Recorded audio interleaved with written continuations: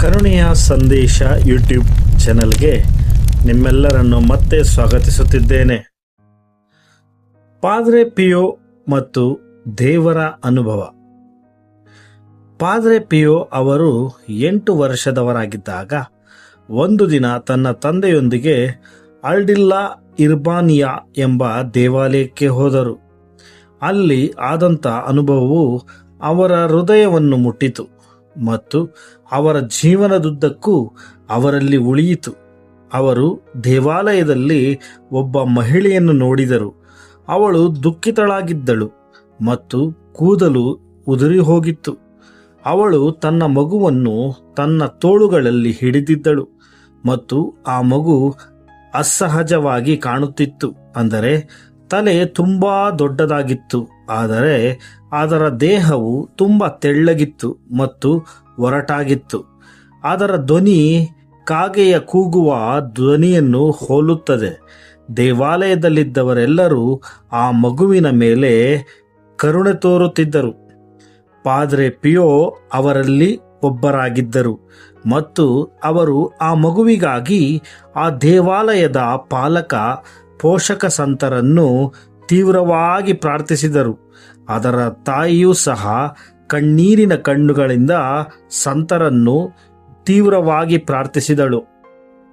ಮಗುವಿನಲ್ಲಿ ಯಾವುದೇ ಬದಲಾವಣೆಯಾಗದ ಕಾರಣ ಅವಳು ಕೋಪಗೊಂಡು ಪೋಷಕ ಸಂತರ ಪವಿತ್ರ ಪ್ರತಿಮೆಯ ಕಡೆಗೆ ಕೂಗಿದಳು.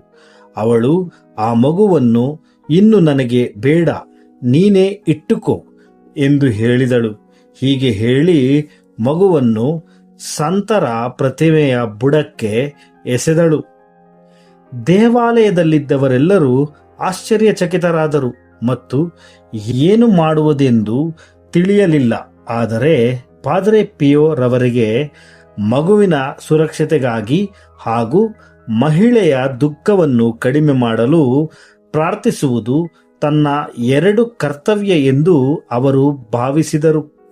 ಅವರು ತನ್ನ ಸಂಪೂರ್ಣ ನಂಬಿಕೆಯನ್ನು ಪಾಲಕ ಸಂತರ ಮೇಲಿರಿಸಿ ಇನ್ನೂ ಹೆಚ್ಚು ತೀವ್ರವಾಗಿ ಪ್ರಾರ್ಥಿಸಿದರು.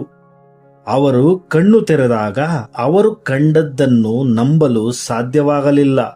ಮಗು ಬಿದ್ದ ಹೊಡೆತಕ್ಕೆ ಬದುಕುಳಿಯುವುದಿಲ್ಲ ಎಂದು ಅವರು ಭಾವಿಸಿದ್ದರು.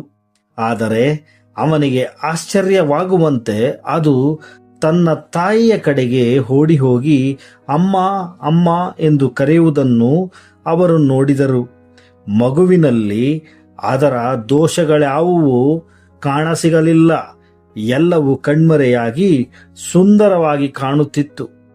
ಈ ಪವಾಡಕ್ಕೆ ಸಾಕ್ಷಿಯಾದ ಪಾದ್ರೆ ಪಿಯೋ ಅದರ ಬಗ್ಗೆ ಧ್ಯಾನಿಸುತ್ತಿದ್ದರು ಮತ್ತು ಅವರ ಮನಸ್ಸಿನಲ್ಲಿ ಹಲವಾರು ರೀತಿಯ ಪ್ರಶ್ನೆಗಳು ಹುಟ್ಟಿಕೊಂಡವು. ಪ್ರಾರ್ಥನೆಗೆ ಅಷ್ಟೊಂದು ಪರೋಪಕಾರಿ ಶಕ್ತಿ ಇದೆಯೇ? ದೇವರು ತನ್ನ ಪ್ರಾರ್ಥನೆಗೆ ಉತ್ತರಿಸಿದ್ದಾರೆಯೇ?